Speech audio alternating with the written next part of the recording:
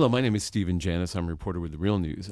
Since The Real News headquarters is located in Baltimore, Maryland, we have a front row seat on what Democrats do when they think no one is looking. And instead of characterizing, I'll just recount some of the things that happened in our recent legislative session.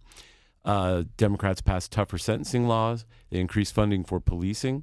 They cracked down on gangs. And they would not allow voters to weigh in on legalized pot. And they said a big no to safe spaces for heroin addicts to take their drugs in a place where they're safe and during one of the worst opioid crises in recent history. It's a far cry from the progressive bona fides that some Democrats like to tout. Of course, I'm not naive about Democrats, and they can be just as conservative as Republicans. After all, Baltimore is the former stomping ground of Martin O'Malley, who was the one who implemented zero-tolerance policing, which led to the illegal arrest of hundreds of thousands of African Americans, which is why the candidate that my reporting partner, Taya Graham, and I will be interviewing is so critical. He is the first challenger in nearly 12 years to Bobby Zirkin, who is the Democrat who chairs a powerful Judiciary Committee. Zirkin is a Baltimore County state senator who has been what many say is a roadblock to criminal justice reform over the past 12 or 15 years.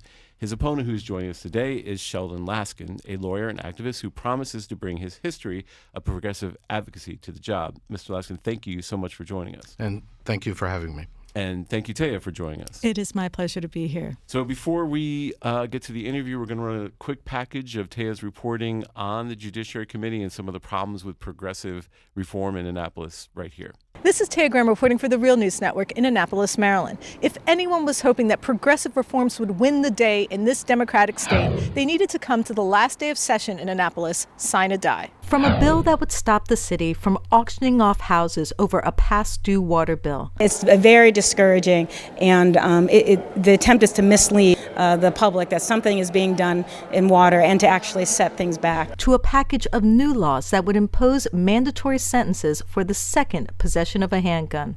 We have a choice to make. Do we want to go backwards with policies that haven't worked? The Maryland legislature continued to bolster an agenda that advocates say is going in the wrong direction. And so in concert with these new mandatory minimums only reestablishes the status quo in terms of what we think about crime prevention in Baltimore. Today, on the last day of the session, we went behind the scenes inside this empty Senate Judiciary Committee room where one of the key architects of the tough on crime measures, Democratic Senator Bobby Zirkin, presided over last-ditch efforts to pass the bill.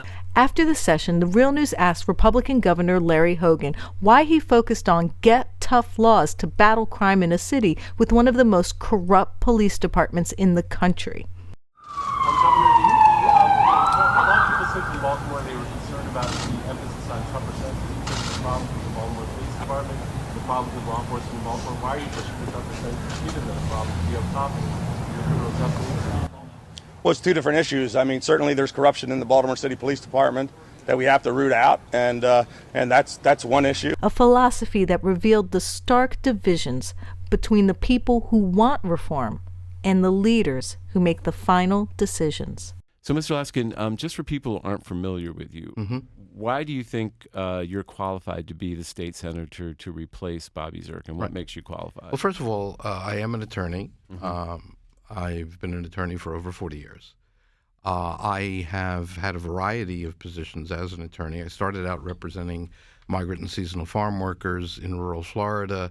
I've handled employment discrimination cases. I won an employment discrimination case in the U.S. Supreme Court. I was an assistant Maryland Attorney General for 8.5 years under Joe Curran.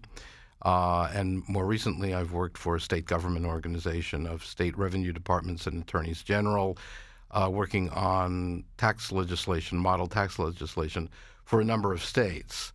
I've also been an activist my entire life.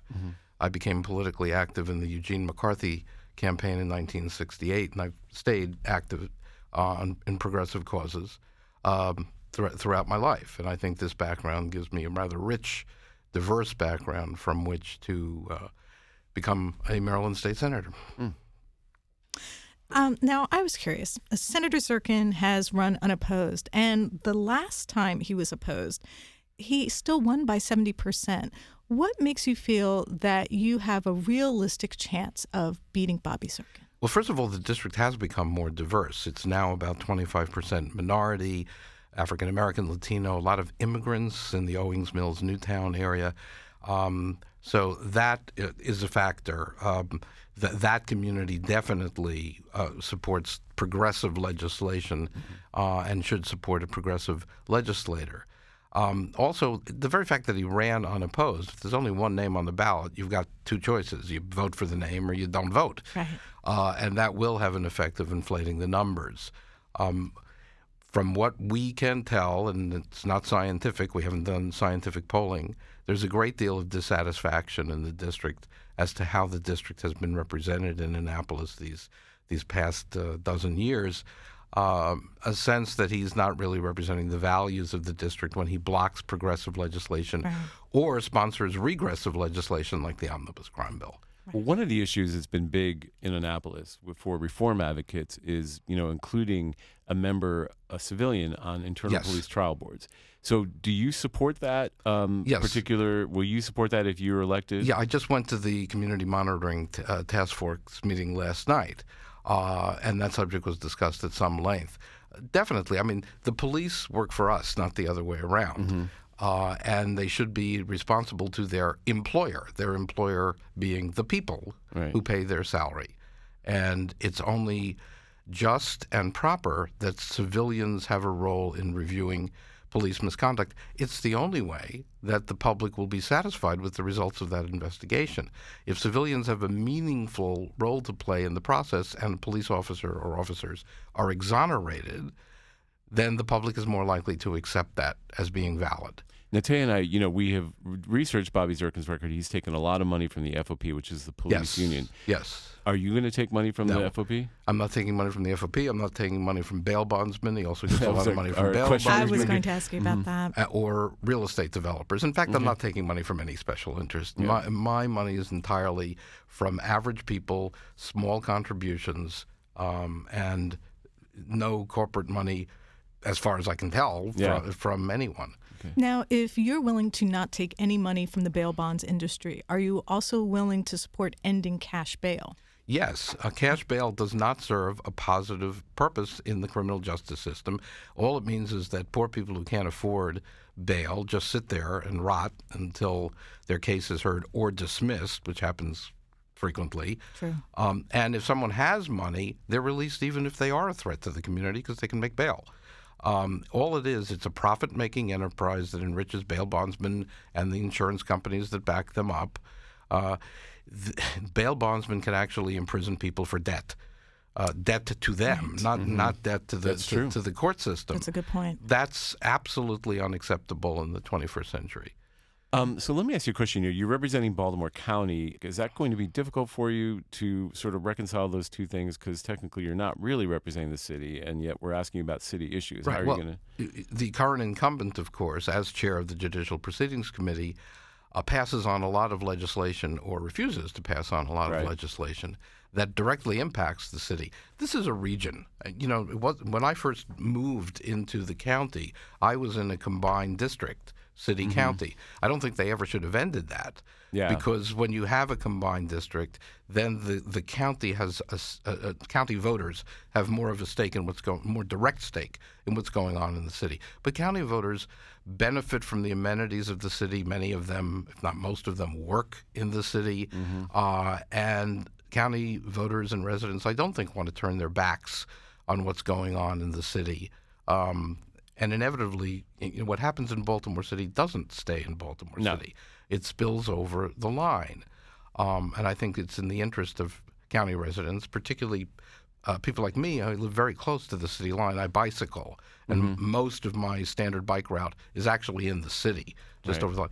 We have a stake in what happens in the city. Now, I was wondering, I just finished an interview with Brittany Oliver, who's the director of Not Without Black Women, and I also spoke with Delegate Angela Angel, and they worked very hard to pass legislation to help end sexual harassment in Annapolis. Delegate Angel and others testified to state senators, delegates, staffers, interns experiencing mistreatment and sexual harassment. I wanted to know what you're willing to do to commit to ending sexual harassment in Annapolis. Right. Well, one of my early jobs was at the EEOC. So I handled sex discrimination cases as well as race and age, including sexual harassment. And you're never going to have a work environment where decisions are made entirely on merit as long as you have a work environment that allows for sexual harassment of interns and of legislators. And of legislators, yes. And it's in order to instill trust in the people with whom you work, you have to be confident that if there is an incident of sexual harassment, it will be addressed appropriately with, if sanctions are warranted, appropriate sanctions imposed. And we still have an old boy network in Annapolis, more so in the Senate than in the House, but still throughout the General Assembly, and that has to change. I don't have to tell you, the leadership of the Senate has been there forever. Very true. And reflect the values of a much earlier time, and things have changed, and things have to change in the General Assembly. True. One thing that's really interesting about your candidacy that kind of struck me is that Baltimore County is kind of conservative. Yes. But you're really running on a pretty straight progressive platform. What kind of challenges does that pose for you in the county? Well, we do think that within specifically my district, the 11th district, there is a strong streak of progressivism reflected in some of the synagogues, my synagogue, at least one other synagogue, two large synagogues in the district. And there's also, if I have to say, a great deal of dissatisfaction with Senator Zirkin, even among people who might not call themselves What do you think there's a dissatisfaction? What are people telling you that they're dissatisfied about Zirkin? Well, I don't want to go into a great deal of Bobby bashing, but I understand. He has been there a very long time, and he has taken positions that have aroused opposition, and also it's the way he treats people.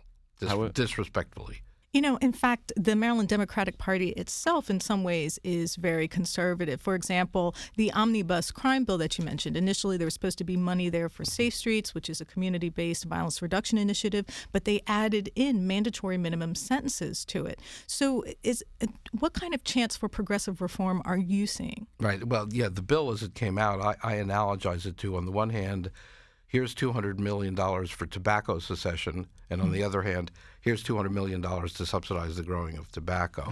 Right. It's doomed to failure. A lot of that came out of fear and fear-mongering and looking towards the election. And that's part of politics. It's the lousy part of politics. But I think in some cases, their ultimate votes did not reflect how they truly felt. And hopefully this election will show that it is possible to take a principled position on crime and come out okay. Well, let me give you another example of progressive legislation. Delegate Morheim has been trying to pass a bill for safe consumption spaces, which allows people who use drugs to have a safe place, to have someone there who can administer naloxone, the overdose, life-saving medication, provide people with clean equipment to use their drugs. And this bill has failed again, despite the fact we're in one of the worst opioid crises in the history of this country. And yet this bill keeps on being pushed back. Right. Frankly, the use of drugs, regardless of what the drug is, should be legal, because that's how you encourage people to get into treatment, and that's how you can monitor their treatment so that the treatment is safe and hopefully get them to wean off their drug dependency. As long as we keep failing to pass legislation that allows for safe spaces and decriminalizes the usage, you're going to have street-level crime, which will mean violence. You're never going to get a handle on that. You can put people away for life. There's always going to be another person on the street to take their place, and the problem doesn't go away. It gets worse. Sure. These are health problems. Kurt Schmoke said 20 some odd years ago. I think it was like 30 years. Now it's 30 years ago. Yeah, it was like in the late 80s. Yeah, you're dating me. he said this is a public health problem. Yes. That's what it is, and we still don't treat it seriously as a public health problem. Every once in a while we give lip service to it. But as long as we criminalize it, we're not going to incarcerate our way out of the drug problem. Where opioids specifically are concerned, as I think a lot of the blame lies with pharmaceutical company salesmen. Yes. I had a wisdom tooth removed a couple of years ago, and the surgeon, without even asking me, just wrote a prescription for an opioid. I didn't fill it. I just took a couple of Tylenol. I mean, a wisdom tooth, and you need an opioid. My wife had brain surgery, and they wrote a prescription for an opioid. She took Tylenol. Wow. Brain surgery. It is overprescribed. That is where the problem came from, and there needs to be some serious discipline imposed, both on pharmaceutical salesmen who obviously profit from it, and the physicians who share in those profits. So one of the other things that failed in Annapolis was a bill that would have allowed voters to vote on whether or not to legalize marijuana. Would you support a referendum for voters to have their say on whether marijuana should be legalized? Yes. Okay. And I figured you did. I think it would pass. You talk about progressivism. I think a lot of people who don't consider themselves progressive would vote for it. Civil libertarians who are otherwise fairly right-wing feel it's nobody's business but my own. If I can drink, if I can smoke cigarettes, why can't I legally? And we did get the marijuana? Opportunity to vote on gambling. I don't know why we can't vote on marijuana. Right. Yeah. Unfortunately, a lot of politics comes down to money. Zirkin has access to bail bonds, police unions. You don't have that access. Can you raise enough money to be competitive? One of the insidious how much have you raised, if you want to talk about it? Okay. One of the insidious effects of big money in politics is that people assume that because a candidate or an incumbent has a war chest of $300,000 to $500,000, then that's what's needed to win the election. And it isn't. Most of these large war chests don't go to paying for the cost of the campaign. They go, number one, to deter people from running against them, which is one reason Senator Zirkin has not had an opponent in 12 years. And the other, frankly, so that they can give part of that money to the leadership in the General Assembly to curry favor and get coveted positions. To your specific question about how much money we've raised, we think we can do this campaign for something like $65,000, a very credible campaign. I only opened the account on Valentine's Day. We are over $30,000, and we expect to be over $40,000 this week. Wow! So we're on course for getting that $60 to $65. The money. What is very gratifying is that the money has been coming in at a very steady rate. Is this small donations? What kind of donors are you seeing? Or small donations? I mean, there have been some that have been four figures. I'll be honest with you. There have been a few four-figure donations, but for the most part, smaller than that. Interesting. Just curious, and this is slightly off topic. In relation to corruption in the Senate, we saw Senator Nathaniel Oakes have ethical conflicts, corruption, accepting money that perhaps allegedly accepting money that perhaps he shouldn't have. No, he's pled guilty. He has pled guilty. He pled guilty. Okay, so we know for sure that he. But it looks like he's still going to be on the ballot. Yes, and that's right. one. He said he was willing to remove his name. Yeah, he just had to remove himself from the voter rolls, and now he can be removed as a candidate. Right. Because as long as he's a registered voter, they couldn't remove him for some reason. But that's a law that should be changed. Right now, you're on the ballot until sentencing, which is stupid. Once you're convicted, it shouldn't matter what the sentence is. You should be ineligible to be on the ballot from the date that you're sentenced. It's nice that he's decided that he's going to remove himself from the voter rolls, but what if he hadn't done that? Right. You'd have this ridiculous situation where, in theory, he could win the election. He could still win it. He could win the election, but never be seated, because a month later, once he was sentenced, he would be ineligible to serve in the Senate.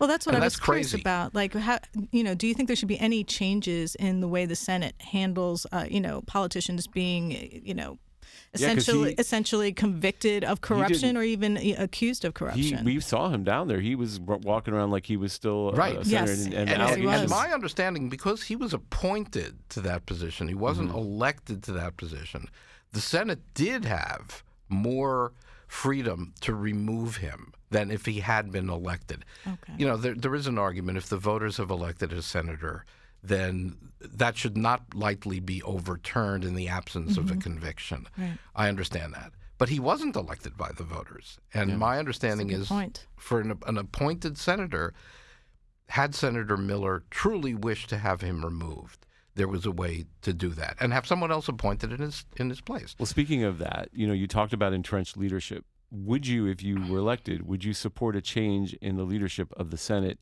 Someone replacing Mike Miller. Yeah, I went to the Take a Hike Mike rally.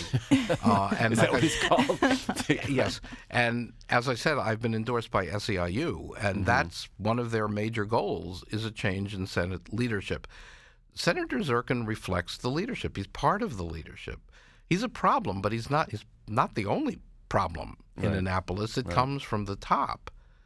Yeah. No, I mean, Miller's been around longer than anyone in the country, right? In terms of time. That's going to be a big challenge to try to uproot. Yeah. Well, I think I guess, when is the primary again? Just so June 26th. The primary is June 26th for voters in the 11th district. Okay.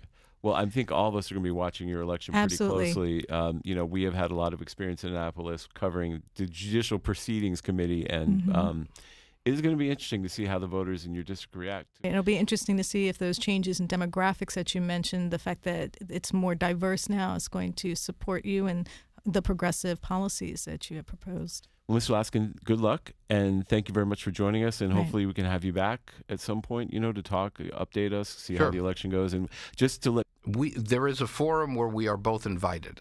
Is he going to go? I don't know. Okay, we'll see. All right. Well, anyway, he's invited here at the Real News, and so are you, Mr. Laskin, and hopefully we can have a productive conversation. So you've just been listening to Sheldon Laskin, who is a candidate for Senate against Senator Bobby Zirkin in Baltimore County. Thank you for joining us, Mr. Laskin. Thank you for having me. Thank you, Mr. Laskin. And thank you, Taya. And this is the Real News, and this is Stephen Janis, and peace out.